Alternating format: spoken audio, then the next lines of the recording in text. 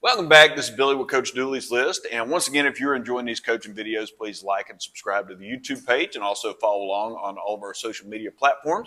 Today, I'm here at Lumpkin County High School, head girls wrestling coach Scott Degraff. And Coach, thank you so much for taking the time to meet with us. Of course. I appreciate you having me. Yes, sir. Just jump right into it. Tell us a little bit about your coaching journey and how you ended up here at Lumpkin.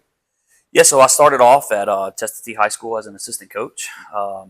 Left there, went up to Gilmer County for a year to be an assistant coach. And the following year, the head coaching job at Chestatee came open. Went back there. I was a head coach there for 3 years. And now I'm on my third year stint here at Lumpkin County. Now, over there was doing boys and girls? Yeah, so at Chestatee, I did boys and girls. At at Gilmer, I did boys and girls.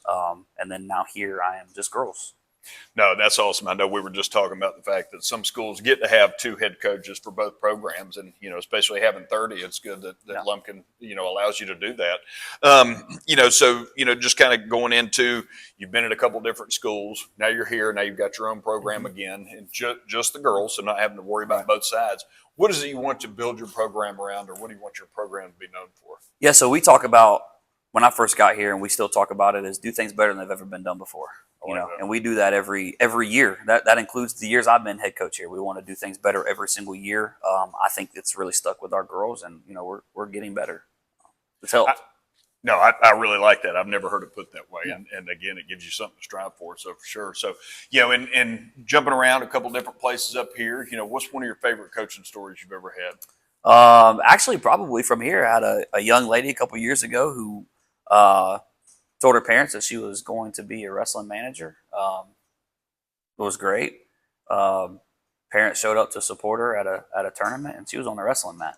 They had no idea that their daughter was going to be a wrestler. And you fast forward to now, and she's a state placer, wrestling on our national team for Team Georgia. So it's really cool. That's one of my favorite stories. It's awesome.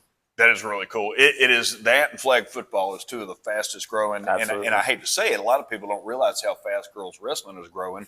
It's just not what we call a TV sport, to see it. But it's so cool to see how many teams, I think, what did we say, over 350 schools now are filled with girls wrestling. So that's really, really cool. So, and again, kind of your different coaching stops, you build relationships, you have assistant coaches. If anybody who you ever coached with or other coaches came to you and said, Coach, I'd like to be a head coach one day, what piece of advice would you give them? We live in a world where things happen very fast. I think you got to be able to adapt pretty quickly.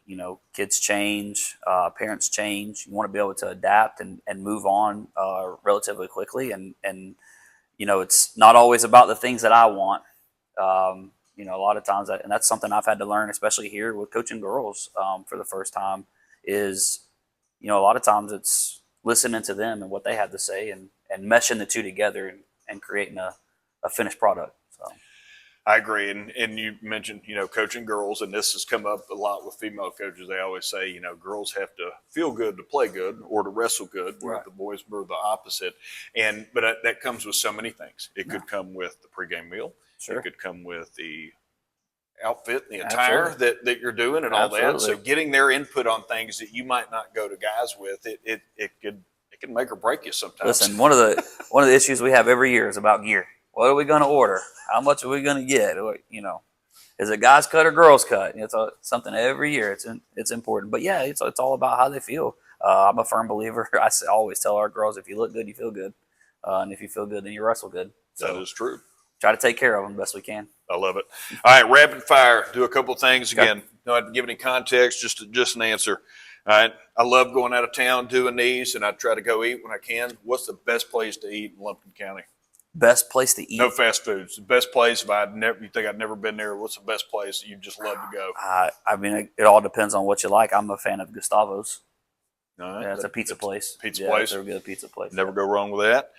If you had a pregame hype song, or a pre-match hype song right now, what would it be? Oh, right now? Or you can go back in the day. Well, when I was wrestling, it was Can't Be Touched by Roy Jones Jr. Okay. Now, if I had to listen to stuff, when I listen to stuff, in my office before matches or whatever, it's probably a lot of Five Finger Death Punch. It gets the juices flowing a little bit. Yeah, there are going to be some people that look that up later. Yes, you need to. Hey, prepare to be hyped. Who's the best coach you've ever coached against? Oh, the best coach I've ever coached against. Wow. I've coached against some really good coaches. Probably, I've coached against our new boys head coach, Josh Gobatpour, who's a multi-time state champ. He was a state champ in high school. He does a really good job. I've coached against Sam Snyder, who's 17-time state champ. Yeah, I've coached against some really good ones. I've coached against Doug Thurman at Jefferson, who multiple-time state champion. So I've had the pleasure of being on the wrong side of a lot of those. A lot of good wrestling up this area too, for sure. That's right. What's your pre-match ritual? I am a pacer. I will, while the girls are warming up, I pace. I'm back and forth. I'm running through my last minute notes in my head of what our strategies are and making sure that I'm putting our team in the best position possible. So, a lot of people laugh at me because I'll wear a mat out walking up and down. Get your steps in. That's right. Who's the best wrestler you ever coached against?